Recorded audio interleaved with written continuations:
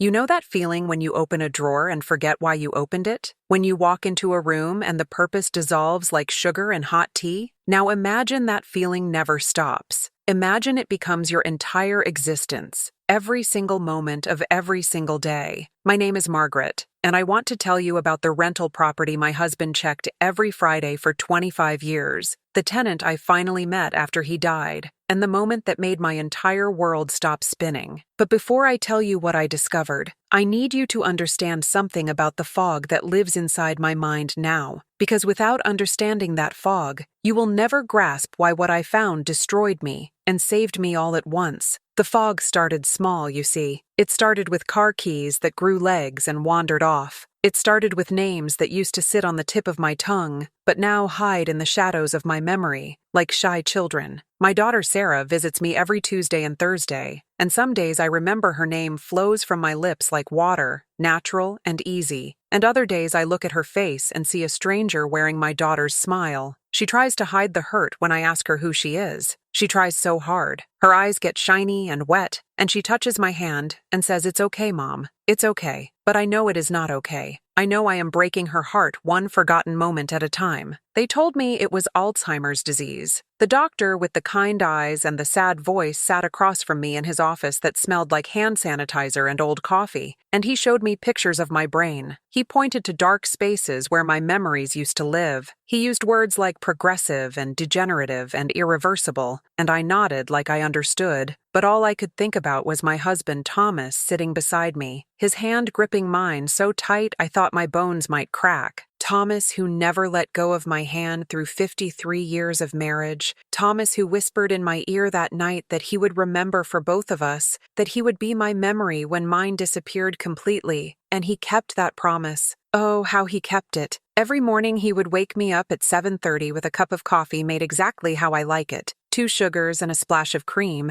and he would sit on the edge of our bed and tell me stories. He would tell me about the day we met at the county fair when I was 19 and he was 21, how I was wearing a yellow dress with white flowers and eating cotton candy, how a piece of that cotton candy got stuck in my hair and he helped me get it out, how his fingers trembled when they touched my hair for the first time. He would tell me about our wedding day when it rained so hard the guests had to run from their cars to the church, how my dress got muddy at the hem, but I did not care because I was marrying him. He would tell me about the night Sarah was born, how I labored for 18 hours and he never left my side, how when they finally placed her in my arms I looked at him and said, "She has your eyes," and he cried because he had never been so happy in his entire life. Thomas became my external hard drive, my walking, talking encyclopedia of our shared existence. When I forgot what year it was, he told me. When I forgot what I ate for breakfast, he reminded me. When I forgot my own name, he whispered, "Margaret, your name is Margaret Ann Thompson, and you are the love of my life." Some days the fog lifts just enough for me to feel the weight of what I am losing, and those days are worse than the days when I am lost completely. Those days I can see clearly enough to understand that I am disappearing, that the woman I used to be is being erased one neuron at a time, and there is nothing anyone can do to stop it. But Thomas never treated me like I was disappearing. He never looked at me with pity or frustration or exhaustion, even though I know I exhausted him. I know there were nights when he sat alone in the dark after I went to sleep, and he cried into his hands because watching someone you love forget you is a special kind of torture. But he never let me see those tears. He never let me feel like a burden. Every Friday morning without fail, he would kiss me on the forehead and say, "I am going to check on our rental property. I will be back in a few hours." And I would nod and wave and forget he was gone within minutes of him leaving. I need to pause here and ask you something, and I want you to really think about your answer because it matters. Have you ever watched someone you love slip away piece by piece? Have you ever seen the light dim in eyes that used to sparkle with recognition? Have you ever felt the gut-wrenching pain of being forgotten by someone who once knew every detail of your soul? If you have, if you are living this nightmare right now, I want you to do something for me. I want you to go to the comments right now and write these exact words. "I am not alone in this journey." Just those 6 words. Write them down there because you need to see them. You need to feel them. You need to know that thousands of other people are reading your comment and nodding their heads and feeling less alone because you were brave enough to share. This community exists because we understand this pain in ways nobody else can. And your comment might be the lifeline someone else needs today. So please, go write it now. I am not alone in this journey. Let those words connect you to every other person who knows this ache. Thomas checked that rental property every single Friday for 25 years. Rain or shine, summer or winter, holidays or regular days, he went. I did not think much of it at first, back when my mind was still sharp, back when I could remember yesterday and last week and last year with crystal clarity. We bought the property together in 1998, a small house on Maple Street, 3 blocks from where we lived. It needed work when we bought it, and Thomas spent months fixing it up, replacing the roof and updating the kitchen and painting every room a warm cream color that made the whole place feel like sunshine. He was so proud of that house. He would drive me past it sometimes just to look at it, just to admire his handiwork, and I would tease him about being vain, and he would laugh and say he just wanted to make sure everything was perfect for whoever lived there. We rented it out to a series of tenants over the years. There was the young couple with twin babies who stayed for 3 years before they bought their own place. There was the elderly man who kept the most beautiful garden in the front yard, roses and lilies and tulips that bloomed in rotation so there was always color. There was the single mother with 2 teenagers who painted the bedrooms purple and green with Thomas's permission, and when they moved out, he just smiled and said the next tenant can paint over it if they want. But then in 2000, someone new moved in, and Thomas's Friday visits became sacred, became non-negotiable, became the one thing he would never miss or reschedule or forget. I used to ask him about it sometimes, back before the fog, back when I could hold on to a conversation long enough to care about the answer. I would say, Thomas, why do you go there every single Friday? Can't you just check on it once a month like normal landlords? And he would get this look on his face, soft and far away, like he was seeing something I could not see. And he would say, because this tenant is special, Margaret. This tenant needs me to be reliable. I would press him for more details, ask him what made this tenant so special, ask him why he never invited me along to meet them, but he would just kiss my cheek and change the subject. And eventually I stopped asking because the fog started rolling in, and I could not remember what we were talking about anyway. The fog got thicker as the years went on. Days blended into each other like watercolors running together on wet paper. I started forgetting bigger things, important things, sacred things. I forgot my granddaughter's name at her 8th birthday party, called her by her mother's name instead, watched her little face crumple with confusion. I forgot how to make my famous apple pie, the one I had made every Thanksgiving for 30 years,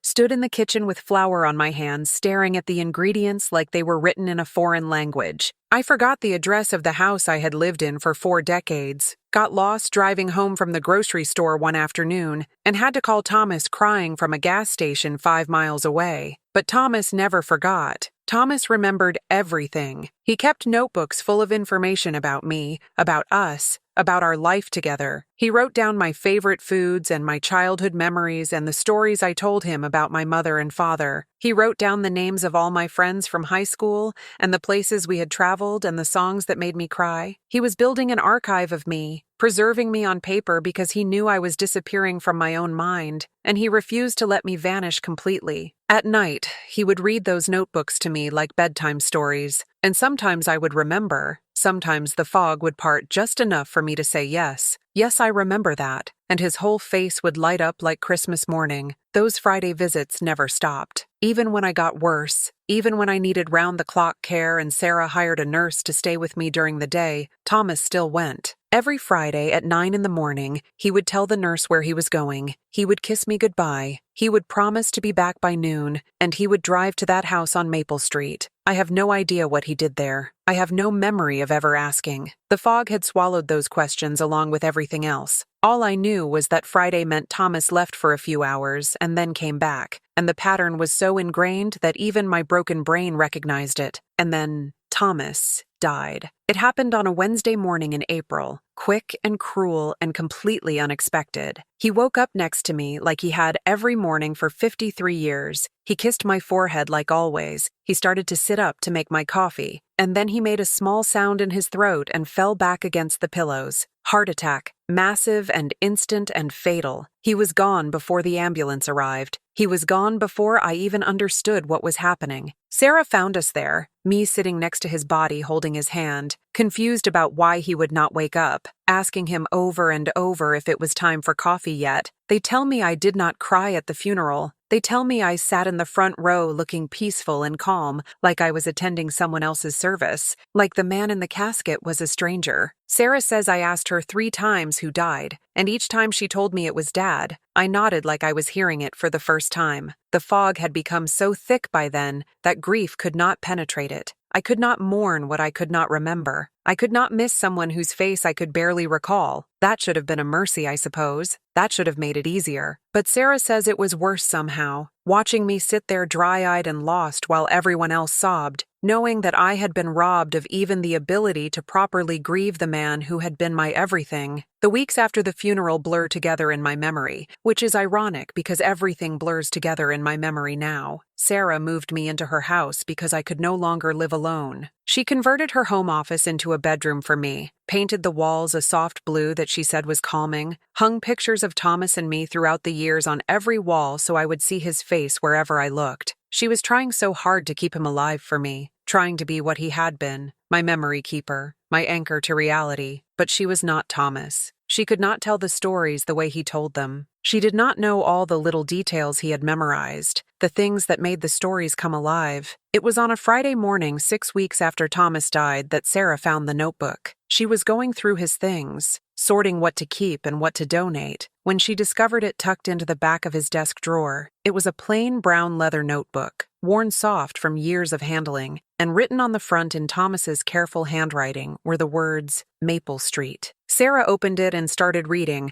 and I watched her face change as she turned the pages. Her eyes got wide. Her hand came up to cover her mouth. She looked at me sitting in the chair by the window, staring out at the birds I could not name, and I saw tears start streaming down her cheeks. Margaret, she said, her voice shaking. Mom, I need to tell you something about Dad. I turned to look at her, this woman whose name I could not quite remember in that moment, and I waited. She sat down on the floor in front of my chair, still holding the notebook, still crying, and she said Dad was visiting someone at the rental house every Friday, not checking on the property, visiting someone who lived there, someone who needed him. I blinked at her, trying to process the words, trying to understand why this mattered, why she was crying, but the fog was so thick that day I could barely follow what she was saying. She opened the notebook and started reading to me, page after page of entries, dated entries, going back 25 years. The first entry was from March 2000, and it said simply, "She moved in today. The house is ready. I promised I would take care of her, and I will. Every Friday, always." The entries continued, week after week, year after year, little notes about visits and conversations and small moments. July 2003, brought her favorite cookies. She smiled. That smile still breaks my heart. December 2008, she asked about Margaret today. I told her Margaret is doing well, sends her love. I hate lying, but the truth would hurt them both. April 2015, her memory is getting worse. It is like watching Margaret disappear all over again. I do not know how much longer I can bear this. Sarah kept reading, and I kept listening, and slowly, so slowly, understanding began to seep through the fog. Thomas had been visiting someone with Alzheimer's disease, someone who lived in our rental property, someone he had been caring for every single Friday for a quarter of a century, someone whose condition mirrored mine, someone he loved enough to never miss a visit, to never break the pattern, to keep going even as he watched me disappear too. Sarah read me an entry from 2018. Both of them are slipping away now. Both of them forget me more each time I see them. But I keep showing up because that is what love means. You show up even when they do not remember your face. You show up because they are still in there somewhere and they deserve to be treated like they matter. Mom, Sarah said, closing the notebook, I think we need to go to the rental house. I think we need to meet this person Dad was visiting. I think you need to know who she is. I looked at her, at this crying woman who I was pretty sure was my daughter, although the fog made it hard to be certain, and I said, okay, what else could I say? I did not understand what was happening. I did not grasp the magnitude of what she had just read to me. I was just agreeing because that is what you do when someone asks you a question. You say okay. You say yes. You go along with whatever they want because you have learned that resistance is futile when you cannot hold on to your own thoughts long enough to form an argument. We drove to Maple Street that afternoon.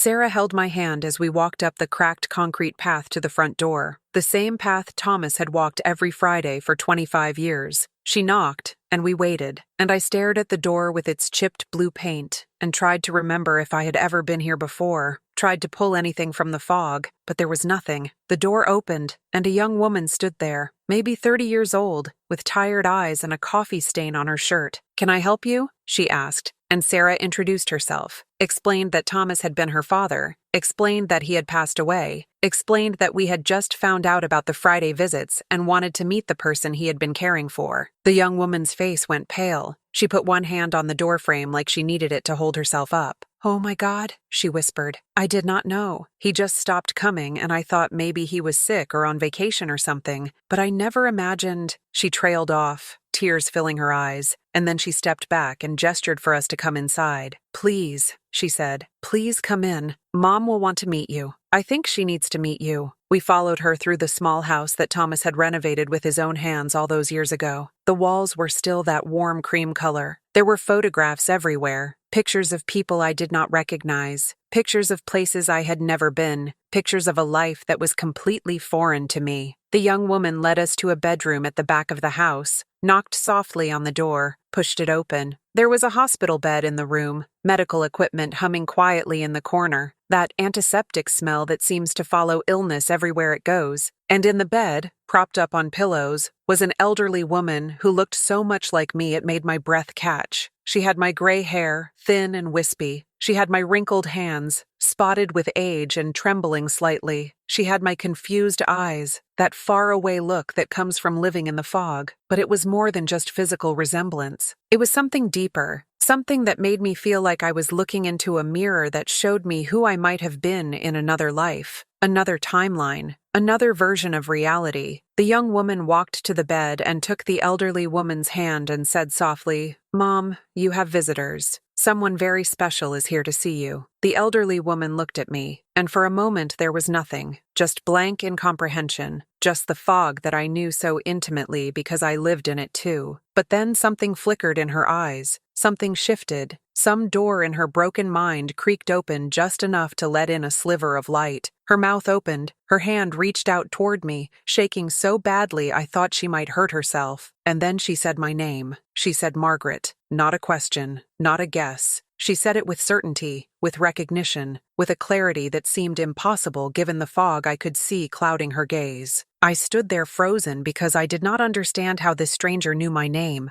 Sarah was gripping my arm so tight it hurt. The young woman was crying again, her hand over her mouth, and the elderly woman in the bed kept reaching for me, kept saying my name over and over. "Margaret, Margaret, oh God, Margaret, I never thought I would see you again." Sarah gently pushed me forward, guided me to the chair beside the bed, helped me sit down. The elderly woman grabbed my hand with both of hers, held on like I was a life raft in a drowning sea, and she was sobbing now. These deep, wrenching sobs that came from somewhere so far inside her they seemed to shake her entire body. I looked at Sarah, completely lost, completely overwhelmed, and I asked her the question that was burning in my fog-covered brain, even though I could not quite articulate why it mattered. "Who is she?" Sarah knelt down beside my chair, still holding the brown leather notebook, and she opened it to the very first page where Thomas had written something I had not heard her read before. She pointed to the words and read them out loud, her voice breaking on every syllable. "Her name is Elizabeth. She is your twin sister. You have not seen her in 25 years because she was diagnosed with early onset Alzheimer's when she was only 50 years old, and you begged me to take care of her, to make sure she had a safe place to live, to visit her every week and tell her you love her because you knew that someday you would not remember her at all, and you could not bear the thought of her being alone." The room tilted, the walls bent. Everything I thought I knew about my life rearranged itself in an instant. I had a sister,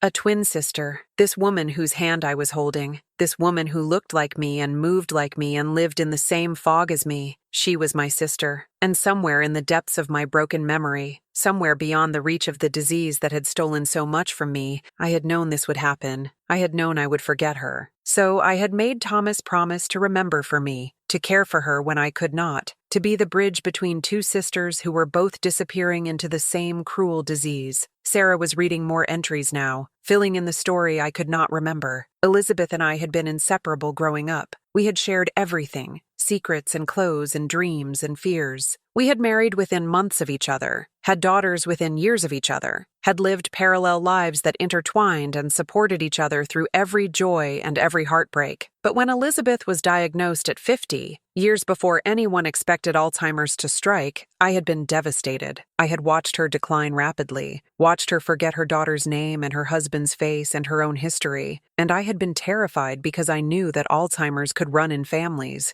knew that if it had taken her so young, it might come for me too. Elizabeth's husband had left her, could not handle the disease, could not handle watching his vibrant wife become a stranger. So he divorced her and disappeared and left their daughter to care for her mother alone. I had been furious, Sarah read from the notebook, furious and heartbroken and determined to make sure Elizabeth was taken care of no matter what. Thomas and I had bought the rental property specifically for her. We had fixed it up and moved her in and promised her daughter that we would help, that Elizabeth would always have a safe place to live, that she would never be abandoned again. And then my own diagnosis had come, just 2 years after Elizabeth moved into the house on Maple Street. The doctor with the kind eyes and the sad voice had confirmed what I already suspected, what I had been dreading since I watched my sister slip away. I had Alzheimer's too. It was progressing slower than Elizabeth's had, but it was coming for me with the same relentless certainty. And Thomas wrote in his notebook that I had sat in his arms that night and cried and made him promise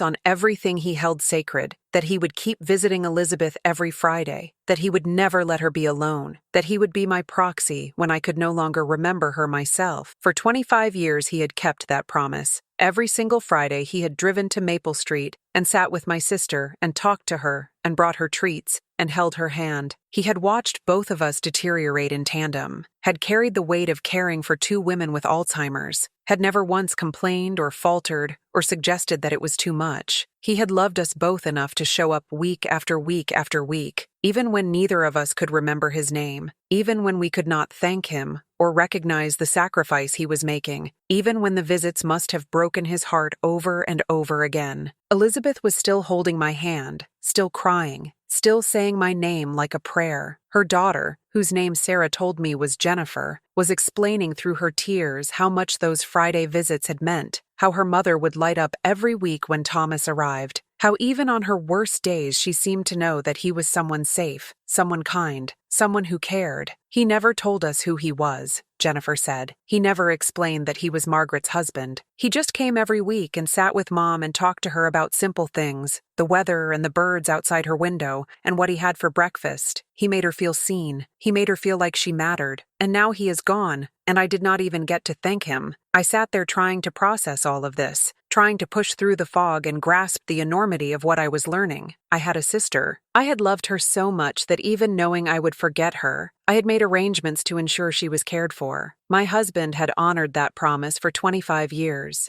had carried the burden of loving and remembering for both of us, had never told me what he was doing because by the time I might have asked, I could no longer retain the answer. He had protected both of us, Elizabeth from abandonment, and me from the grief of knowing I had forgotten my own twin. Sarah showed me pictures from the notebook, photographs Thomas had tucked between the pages. There was one of Elizabeth and me as children, maybe 7 years old, standing in front of a Christmas tree wearing matching red dresses, our arms around each other, our smiles identical. There was one from our double wedding, Elizabeth and her husband on the left, Thomas and me on the right, all of us young and hopeful and completely unaware of what the future would bring. There was one from the day Elizabeth's daughter was born, me holding the baby in the hospital while Elizabeth looked on, both of us glowing with joy. And there were recent ones too, photos Thomas had taken of Elizabeth over the years, documenting her decline, preserving her even as she disappeared. Looking at those pictures was like watching someone else's life, someone I should know but could not quite place. The fog was too thick for me to remember any of these moments, too impenetrable for me to access the love I must have felt for this woman who was my mirror image. But something deep inside me, something beyond memory and beyond cognition, something primal and fundamental, recognized her. My body knew her even if my mind did not. My heart knew her even if I could not explain why. I want to tell you something right now, and I need you to hear me clearly. If you are caring for someone with Alzheimer's, if you are watching someone you love disappear into the fog, if you are exhausted and heartbroken and wondering if any of it matters because they do not even remember who you are anymore, please listen. It matters. Every visit matters. Every kind word matters. Every moment of showing up matters. Thomas visited my sister for 25 years, and for most of those years neither she nor I could consciously remember or appreciate what he was doing. But it mattered. It mattered to Elizabeth even when she could not say so. It mattered to her daughter who did not have to face this alone.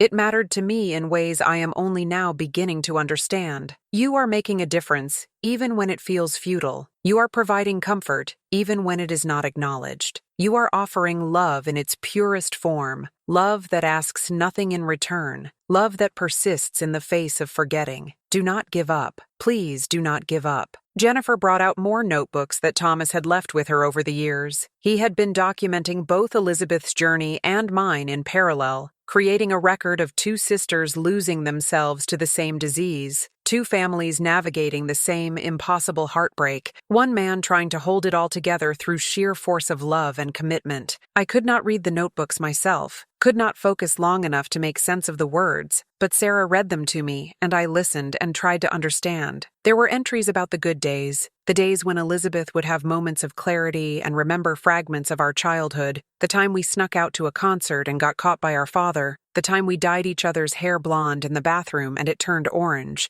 the time we both fell in love with the same boy and decided neither of us would date him because sisters came first. Thomas had written down these memories because he knew they mattered, knew they were pieces of Elizabeth that deserved to be preserved even if she could no longer hold on to them herself. And there were entries about the hard days, the days when Elizabeth did not recognize Jennifer, when she screamed at shadows, when she tried to leave the house in the middle of the night looking for her mother who had been dead for 30 years. Thomas had been there through all of it, supporting Jennifer, giving her breaks, being a steady presence in a situation that was constantly shifting and deteriorating. He had done this while also caring for me at home, while also watching me decline, while also carrying his own grief about losing both of us piece by piece. How had he survived it? How had he managed to love two women who were both forgetting him, to show up week after week, knowing that neither of us would remember he had been there, to keep going when there was no hope of improvement, no possibility of recovery, no happy ending waiting at the finish line? The answer was in every entry he wrote. He did it because love is not about being remembered. Love is about showing up. Love is about being present. Love is about caring for someone, not because they can reciprocate, but because they are worthy of care simply by existing. Sarah was crying as she read,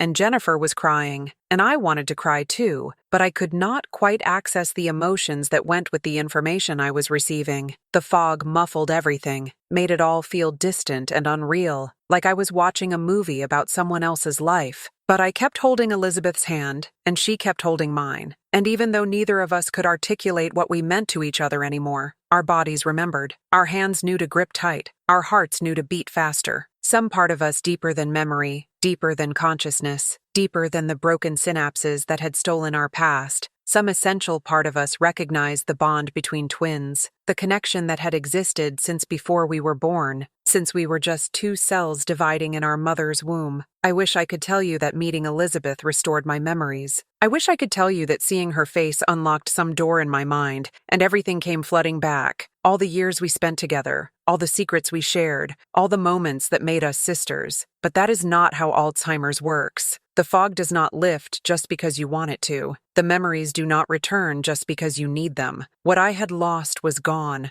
as if it had never existed at all, and no amount of wishing or hoping or desperate yearning could bring it back. But what I gained that day was something else, something precious even in its brokenness. I gained the knowledge that I had been loved enough to be protected from my own forgetting. I had been loved enough that even when I could not remember to ask about my sister, someone was asking for me. Even when I could not visit her myself, someone was visiting on my behalf. Even when I had become too lost in the fog to maintain the relationship had been maintained for me. Thomas had been the keeper of a bond I could no longer sustain, and he had done it with such quiet devotion that I had never even known it was happening. Sarah made arrangements for me to visit Elizabeth regularly after that. Every Friday, maintaining Thomas's tradition, we would drive to Maple Street, and I would sit with my twin sister, and we would exist together in the fog. Some days, Elizabeth would seem to know who I was. Some days she would call me by name and smile like she was seeing an old friend. Other days she would look at me with blank confusion and ask Jennifer who the visitor was. It did not matter. I kept showing up because Thomas had taught me through his example that showing up is what matters, that presence is its own form of love, that you do not need memory or recognition or gratitude to make caring worthwhile. Jennifer and Sarah became friends, bonded by the shared experience of watching their mothers disappear. They would sit in Elizabeth's living room drinking coffee while Elizabeth and I sat together holding hands. Two elderly women who could not remember being children together, could not remember growing up together, could not remember promising to always take care of each other no matter what. But we were taking care of each other anyway, in the only way we could, by simply being there, by sharing the same space, by letting our bodies remember what our minds had forgotten. I found comfort in those visits, even though I could never quite explain why. There was something soothing about being near Elizabeth, something that felt like home, even when I could not remember what home was supposed to feel like. Maybe it was the twin bond that everyone talks about, that mysterious connection that science cannot fully explain. Maybe it was just the simple human comfort of not being alone in the fog, of having someone else who understood implicitly what it felt like to be lost inside your own head. Whatever it was, those Friday visits became sacred to me, the way they had been sacred to Thomas. Sarah found more evidence of Thomas's quiet love as she continued going through his things. There were bank statements showing regular deposits into an account he had set up for Elizabeth's medical care. There were letters he had written to Jennifer over the years, offering encouragement and support, and practical advice about managing Alzheimer's symptoms. There were photographs he had taken of Elizabeth and me together before we both got sick, images he had preserved because he knew someday we would need proof that we had once been whole,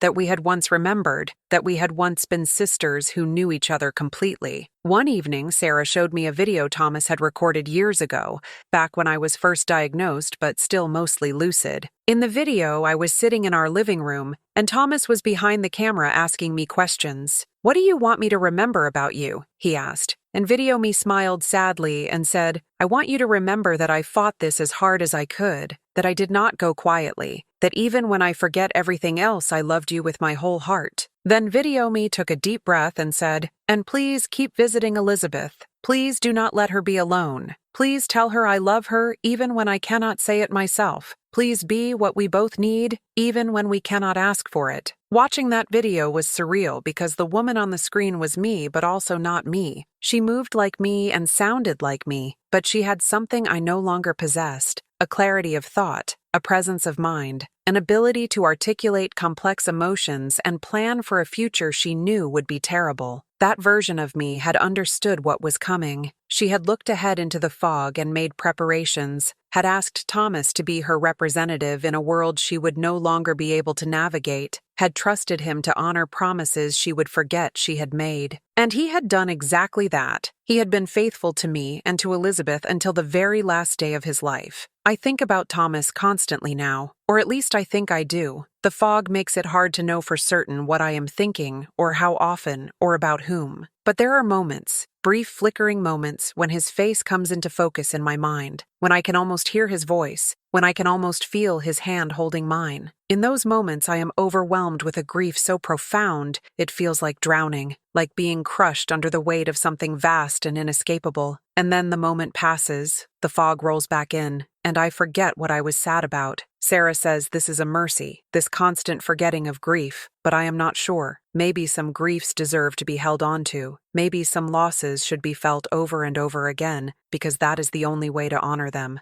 Jennifer tells me that Elizabeth asks for Thomas sometimes. She will look toward the door on Fridays and seem confused that no one is arriving. She will say his name like a question, "Thomas?" Her broken brain remembers the pattern, even if it cannot remember the man, remembers that Fridays meant someone special, someone kind, someone who made her feel safe. Jennifer tried explaining to her that Thomas died, but Elizabeth cannot hold on to that information, cannot retain the knowledge of his absence. So every Friday, she experiences his loss anew. I understand that feeling. I experience my own losses anew every single day. Wake up to a world that makes no sense because I cannot remember how I got here, cannot remember what happened yesterday or last week or last year. But here is the thing I have learned, the thing I wish I could make everyone understand about this disease. Just because we forget does not mean we do not feel. Just because we cannot remember love does not mean we do not need it. Just because we ask the same questions 100 times does not mean the answers do not matter. Every moment exists on its own, disconnected from the moments before and after. And in each of those moments, we are capable of experiencing joy and comfort and connection. Thomas knew this. He kept showing up not because Elizabeth would remember his visits, but because in the moment of the visit, in that present tense reality, she was comforted. She felt cared for. She was not alone. And that was enough for him. I want to share something with this community, this beautiful community of people who understand this pain in ways the rest of the world cannot. If you have found comfort in this story, if seeing your own experience reflected here has made you feel less alone, I want to invite you to stay connected. Subscribe to this channel if you have not already. Not because I am trying to sell you anything, but because this is a space where we honor these stories, where we share these journeys, where we remind each other that loving someone with Alzheimer's is not futile, even when it feels impossible. Every week we share new stories, new experiences, new moments of connection in the face of forgetting. By subscribing, you are joining a community that gets it, that understands that showing up matters even when you are forgotten, that knows love persists beyond memory. You are not alone in this. None of us are. So please, if this resonated with you, click that subscribe button and become part of this family. We need you, and I think you might need us too. The twist in my story, the revelation that recontextualized everything, was learning that my husband had been living a double life of devotion, caring for two sisters who were both losing themselves to the same disease, honoring a promise I had made him keep before I forgot I had made it. But the deeper truth, the one that cuts all the way to the bone, is this. Love is not about being remembered. Love is about showing up. Love is about being present, even when your presence will be forgotten minutes later. Love is about holding hands with someone who does not know your name. Love is about visiting every Friday for 25 years, knowing that neither thank you nor recognition awaits you. Thomas showed me what unconditional love looks like. Not the romantic movie version where grand gestures lead to happily ever after, but the real version, the daily version, the version that requires showing up in small ways over and over and over again, with no applause, no acknowledgement, no reward beyond the knowledge that you did what was right. He loved me enough to care for my sister when I could not. He loved Elizabeth enough to never abandon her even when her own husband did. He loved both of us enough to carry the weight of our forgetting without complaint, without resentment, without ever making us feel like we were burdens. And now I sit with Elizabeth every Friday, two old women holding hands in the fog, two sisters who cannot remember being young together, cannot remember the promises we made to always protect each other, cannot remember that we are twins, two halves of the same whole, but our hands remember how to hold each other. Our hearts remember how to beat in sync, some part of us deeper than neurons and synapses and memory cells. Some fundamental part of us remembers that we are connected, that we matter to each other, that we are not alone. If Thomas were here, I would want to tell him thank you. I would want to tell him that I understand now, that I see what he did for us, that I recognize the magnitude of his sacrifice. But Thomas is gone, and even if he were here, I would probably forget to thank him, or forget why I was thanking him, or forget who he was entirely. The fog does not make exceptions for gratitude. The fog does not pause for important conversations. The fog just keeps rolling in, thicker and thicker, until everything is obscured, and you are left wandering through whiteness trying to remember why you were there. But maybe that is okay. Maybe love does not need to be remembered to be real. Maybe the impact we have on each other persists even when the memory of the impact disappears. Thomas changed my life and Elizabeth's life and Jennifer's life and Sarah's life in profound ways,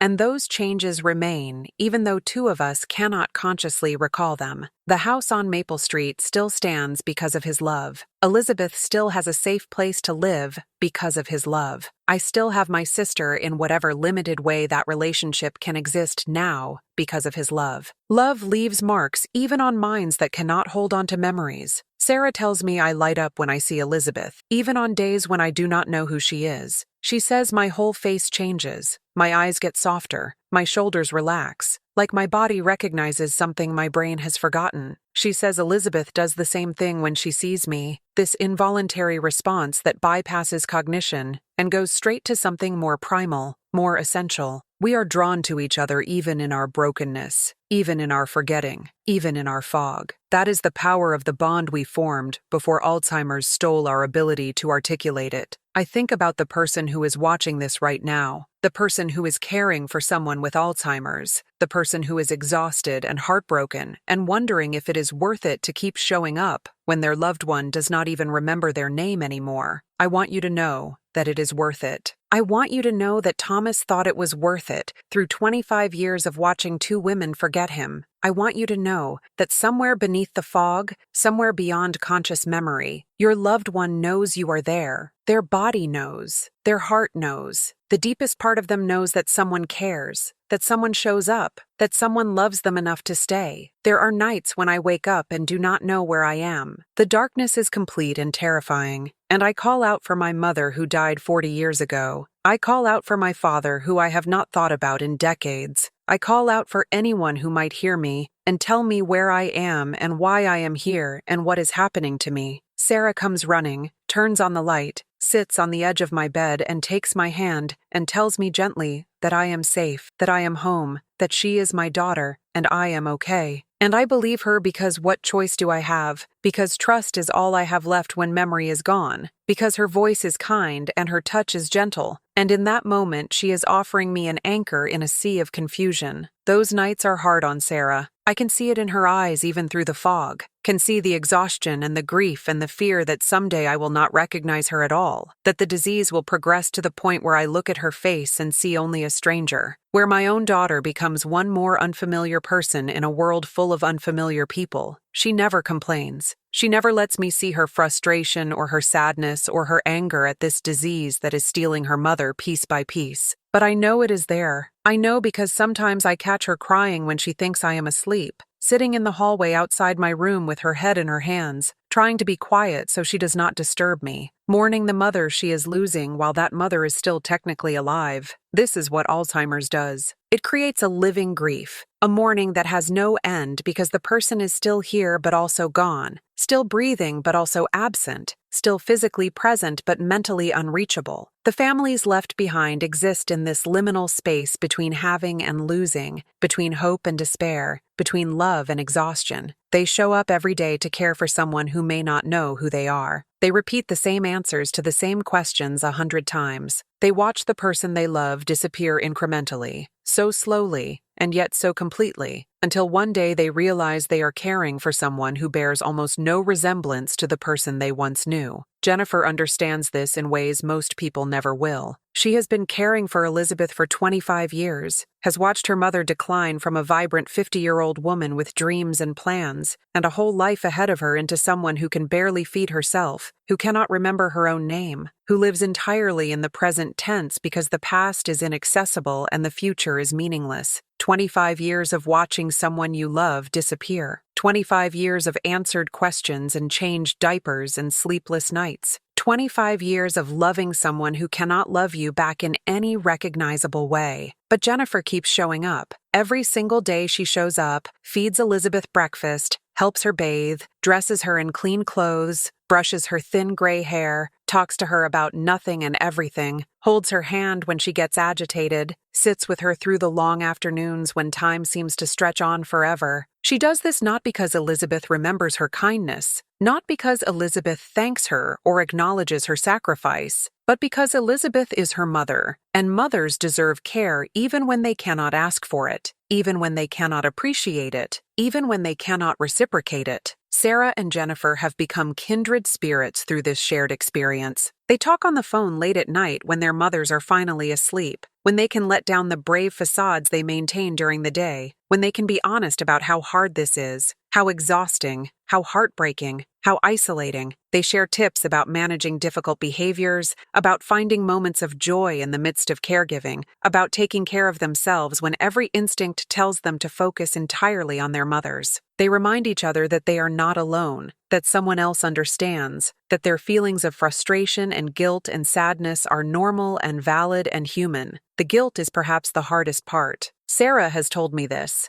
told me about the guilt she feels when she gets impatient with me, when she snaps at me for asking the same question for the 10th time in an hour, when she fantasizes about running away and never coming back, when she feels relieved instead of sad on the days when I am especially out of it, because at least then I am not difficult or demanding. She feels guilty for these thoughts, feels like a terrible daughter for having them, feels like she should be more patient, more loving, more selfless. But here is what I wish I could tell her, what I wish she could understand. Those feelings do not make her a bad daughter. They make her a human being trying to do an impossible job. There is no instruction manual for watching your mother forget who you are. There is no guidebook for caring for someone with Alzheimer's. There is no right way to navigate this nightmare. No perfect balance between self-care and caregiving. No magical formula that makes it all bearable. You just do the best you can. You show up when you can. You take breaks when you need them. You feel what you feel without judgment. You forgive yourself for not being perfect because perfection is impossible when you are trying to love someone who is actively disappearing. Thomas understood this. He never expected himself to be perfect, never beat himself up for the days when visiting Elizabeth felt like a burden instead of a blessing, never pretended that caring for 2 women with Alzheimer's was anything other than incredibly difficult. But he also never let those feelings stop him from showing up. He acknowledged the hardship and showed up anyway. He felt the exhaustion and showed up anyway. He experienced the heartbreak and showed up anyway. That is what commitment looks like. That is what love looks like. Not the absence of negative emotions, but the presence of steadfast action despite those emotions. I think about all the Fridays Thomas spent at that house on Maple Street, all the conversations he had with Elizabeth that she forgot before he even left, all the small kindnesses he performed that went unacknowledged and unremembered. I think about him driving home after those visits, sitting alone in his car in our driveway for a few minutes before coming inside, processing whatever had happened that day, preparing himself to come in and care for me, to start the whole cycle over again with a different woman losing herself to the same disease. How did he find the strength?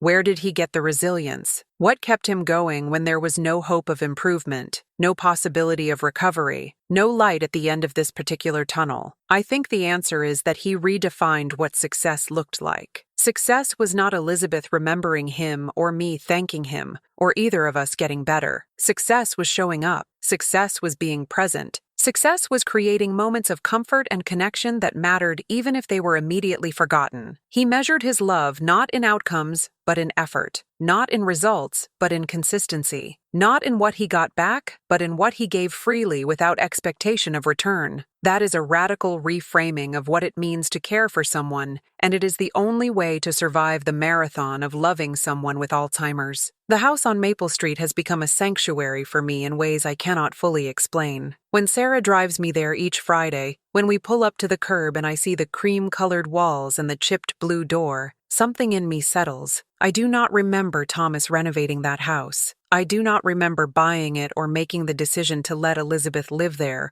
or any of the practical logistics that went into creating this arrangement. But my body remembers safety. My body remembers home. My body remembers that this place is important, that crossing this threshold means something, that the woman inside is someone who matters to me even if I cannot articulate how or why. Elizabeth and I have developed our own rituals during these Friday visits, rituals that exist entirely in the present tense since neither of us can remember the previous week. Jennifer makes us tea, always the same kind, always in the same mugs, and Elizabeth and I sit side by side on her bed holding our warm cups and existing together in comfortable silence. Sometimes we talk, these strange, wandering conversations that loop back on themselves and never quite make sense, but the words are less important than the sound of our voices, the proof that we are both still here, still capable of communication, even if the communication is fractured and incomplete. Sometimes we look at photographs together. Jennifer has created albums specifically for these visits, filled with pictures of Elizabeth and me through the years, pictures that neither of us remember but that we study with great interest as if seeing them for the first time, which in a sense we are every single week. We point at the young women in the photographs and marvel at how pretty they were, how happy they looked, never quite connecting that those young women are us, that those moments belong to our history, even though we cannot access them. Jennifer watches us with this expression of tender sadness, witnessing two sisters bonding over their own forgotten past, two women who should recognize themselves but do not, two halves of a whole that has been split by disease. There are moments during these visits when Elizabeth looks at me with sudden intensity, when her eyes focus in a way that suggests she is trying very hard to remember something, trying to push through the fog and grasp something just out of reach. Her hand tightens around mine. Her mouth opens and closes as if she is searching for words. And sometimes, not often but sometimes, she says something that makes me think some part of her knows exactly who I am. She will say, "Remember when we," and then trail off, unable to complete the thought. She will say, "You always," and then stop, the rest of the sentence lost in the fog. She will say, "My sister," just those two words, and I do not know if she means I am her sister, or she is talking about a sister, or if the words have any meaning at all, but I always respond, "Yes, I am here, I am with you," because that is true regardless of whether she understands it. Jennifer tells me that these visits have changed Elizabeth, have given her something to anticipate, even if she forgets what she is anticipating. She says that on Friday mornings, Elizabeth seems more alert, more present, as if some deep part of her knows that this is the day when the woman who looks like her comes to sit with her and hold her hand. The human need for connection does not disappear with memory. The desire to be seen and known and cared for persists even when the ability to express that desire is gone. Elizabeth may not remember my name or my face or our relationship, but she responds to my presence in ways that suggest her body and soul recognize what her mind cannot. This is the gift Thomas gave us, the framework he created that allows Elizabeth and me to maintain some thread of connection, despite the disease that has severed almost everything else. By establishing the Friday pattern, by showing up so consistently for so many years, by building this ritual into the structure of both our lives, he ensured that even after he was gone, even after we both forgot why Fridays mattered, the pattern would continue. Sarah carries it forward now, driving me to Maple Street every week, maintaining the tradition Thomas started, honoring the promise I made before I knew I would need to make it. People ask Sarah sometimes why she bothers, why she takes me to visit someone I do not remember, why she spends her Friday mornings driving across town to facilitate a relationship between two women who cannot recall being sisters. And Sarah tells them what Thomas would have told them, because it matters, because connection matters even when it is not remembered, because love is not measured in memory, but in presence, because showing up is its own justification, its own reward, its own point. This disease is cruel and relentless and unforgiving. It strips away personality and memory and identity until you are left with fragments, with echoes, with ghosts of who you used to be. But it cannot strip away the present moment. It cannot take away the comfort of a hand being held right now, a kind voice speaking right now, a loving presence existing right now. Each moment stands alone, unconnected to the moments before, and in each moment you have the opportunity to bring comfort and peace and love to someone who needs it. That is not nothing. That is everything. The rental property on Maple Street, the house that Thomas renovated with his own hands, the house where my sister has lived for 25 years, that house is a monument to love that asked nothing in return. It is a physical manifestation of the promise I made before I forgot I made it. The promise that Elizabeth would never be abandoned, that she would always have a safe place, that someone would always care. Thomas kept that promise for both of us. He was the memory when we had none. He was the keeper of our story when we could no longer tell it ourselves. I do not know how much time Elizabeth and I have left. The fog keeps getting thicker for both of us. There are days now when I do not recognize Sarah, when I ask her who she is and why she is in my house and when can I go home. There are days when Elizabeth does not respond to anything, just stares at the wall with empty eyes, lost so deep in the fog that no one can reach her. But there are also days when the fog thins just enough, when Elizabeth squeezes my hand and smiles, when I look at her face and feel something warm and safe, even if I cannot name what it is. When we exist together in a moment of connection that requires no memory or understanding, just presence, those moments are what Thomas was preserving.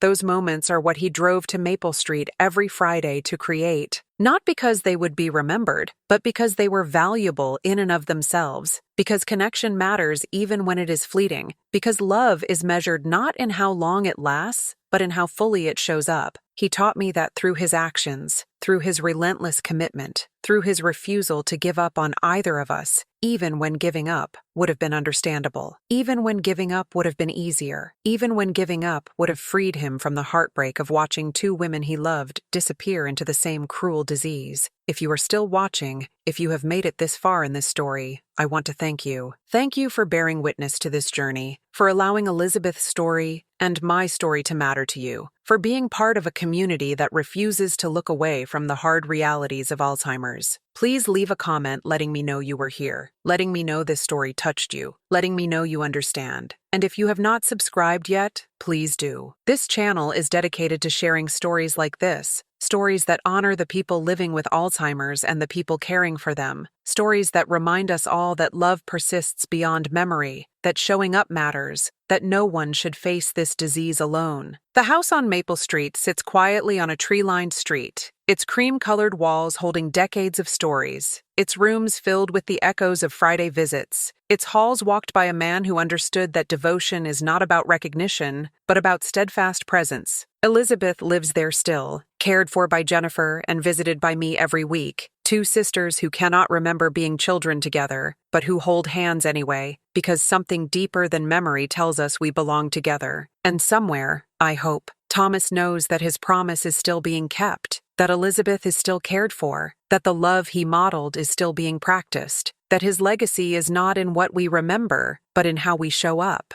I am Margaret, and I have Alzheimer's disease, and I cannot remember most of my life, but I can tell you this. I had a husband who loved me enough to carry my promises when I could not. I have a sister who exists with me in the fog, and I have learned that love is not about being remembered, but about being present, again and again and again. Showing up even when showing up is all you have left to give.